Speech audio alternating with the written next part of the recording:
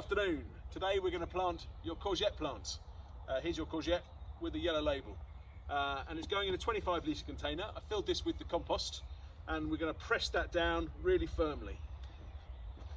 So the compost has got to be nice and solid. If I can push my straight fingers through the compost, then the compost is too loose and I need to firm it down a little bit more. That's currently pretty good. So we're going to plant it off centre, just as we did the tomato plant. 1 plant per pot. So I'm going to scrabble a little hole here, like so. You could use a trowel if you prefer. And to get the plant out of the pot, we're going to squeeze the end, squeeze, squeeze, squeeze, keep it on its side, and the plant will slide out. It's important not just to yank the plant from the leaves, because it could damage the plant. So we pop that in there, and the level needs to be about level with the top of the compost from the original pot. So we pop that down there, and we firm that all around, nice and solid, like so.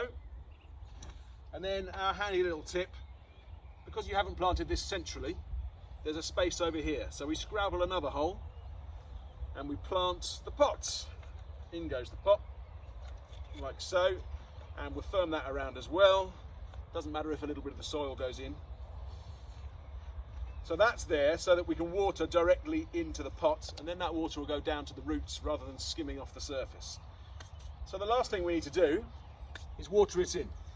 Now I'm going to water the compost all around so the compost gets really nice and moist. And once you've done this once and the compost is nice and moist, for the most part you can then just fill up the pot. The water then seeps down straight into the roots without splashing the leaves. Now it's important with the courgette not to get the plant too wet. It's really important to get the roots wet.